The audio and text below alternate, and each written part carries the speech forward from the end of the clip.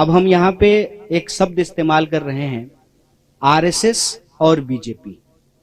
ये शब्द हम इसलिए इस्तेमाल कर रहे हैं कि पिछले कुछ दिनों में हमने ये महसूस किया है कि एक बात भुलाने की, भटकाने की कोशिश की जा रही है। अक्सर आजकल चाय की दुकान पे, बसों में, ट्रेनों में, व्हाट्सएप ग्रुप पे एक चर्चा शुरू हुई है कि जब आरएसएस के लोग राहुल जी के ऊपर हमला नहीं कर रहे हैं तो राहुल जी बार बार आरएसएस का नाम क्यों ले रहे हैं? गुड़ का गाछ तो आरएसएस ही है ना। ऐसा तो हो नहीं सकता है कि आप गुड़ खाएं और गुलगुल्ले से परहेज करें। ये जो भ्रम की स्थिति पैदा की गई है, इसमें कुछ भी सच्चाई नहीं है।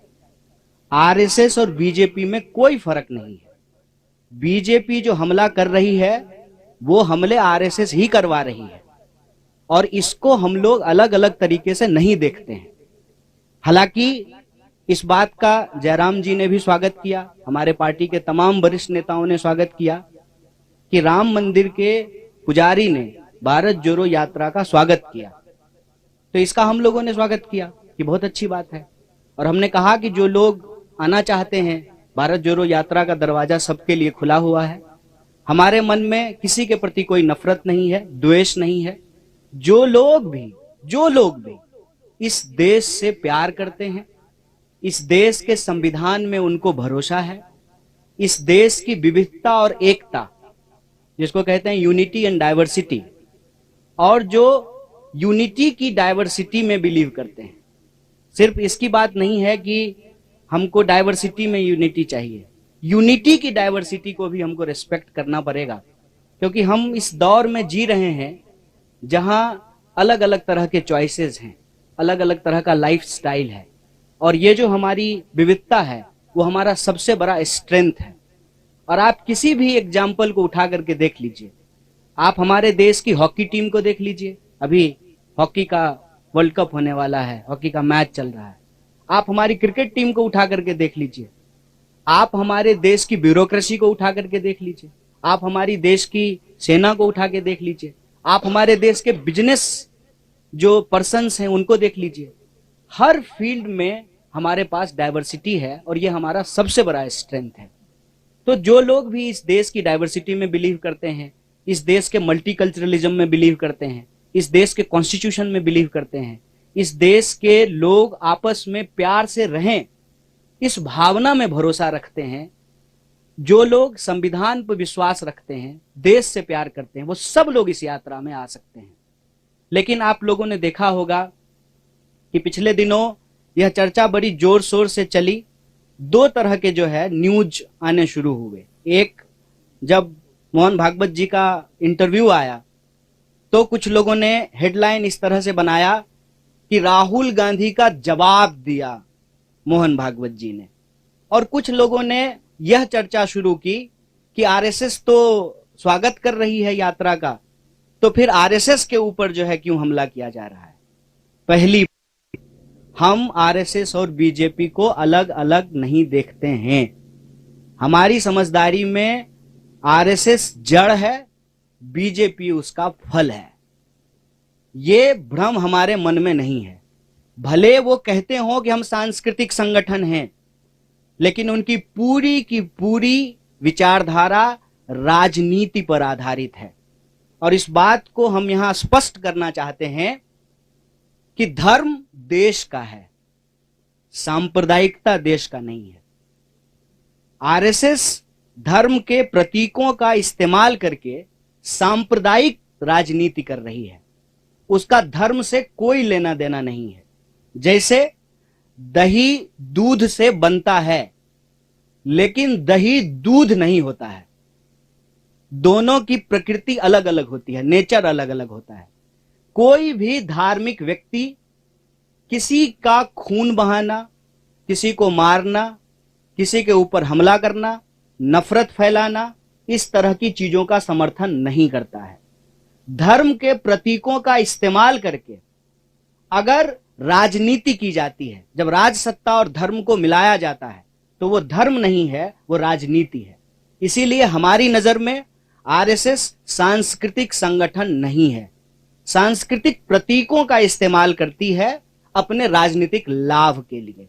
जैसे स्वयं उन्होंने कहा कि सनातन धर्म सबसे प्राचीन है, तो सनातन धर्म का डेट जो है वो 1925 से तो नहीं शुरू होता है, वो तो हजारों साल पुराना है।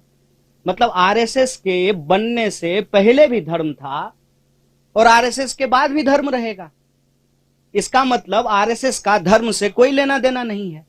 बस वो धर्म के प्रतीकों का इस्तेमाल करते हैं कि उस धर्म में आस्था रखने वाले लोगों का जो राजनीतिक विचार है उसको प्रभावित किया जा सके।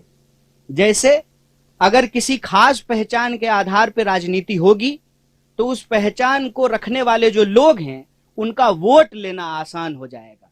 इसीलिए आप लोग आजकल के जो जितने नारे हैं उसको ध्यान से सुनेंगे तो उसमें क्या कहा जाता है, उसमें क्या बोला जाता है और उसमें अक्सर क्या की जाती है। देश का जो बुनियादी सवाल है, रोजी रोटी, कपड़ा, मकान, शिक्षा, स्वास्थ्य, सड़क, बिजली, पानी, उसको भटका दिया जाता है। और ये अंग्रेजों की चाल है, यह भी हमको समझना पड़ेगा।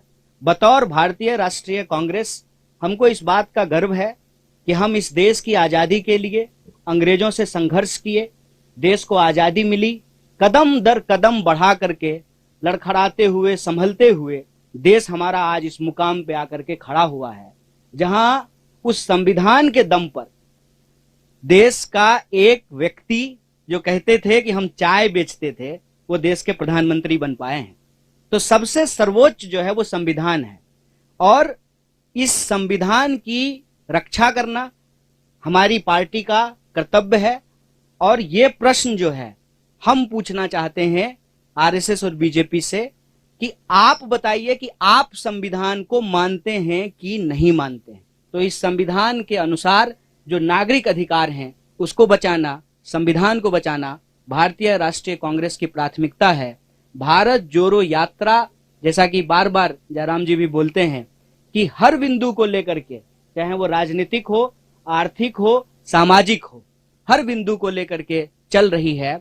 इसके अंदर यह बात निहित है कि हम यह सारे जो काम कर रहे हैं वो संविधान के दायरे में कर रहे हैं और हमारी विचारधारा इस देश का संविधान है। और इस देश की संविधान के प्रस्तावना में जो बात लिखी हुई है, हम भारत के लोग भारत को एक प्रभुत्व संपन्न, समाजवादी, धर्मनिरपेक्ष, लोकतांत्रिक गणराज्य, गणराज्य का मतलब होता है कि नागरिक सबसे प्रमुख होते हैं और नागरिक अधिकारों को रक्षा करना हमारा सबसे प्रमुख जो है दायित्व है, जिम्मेवारी है।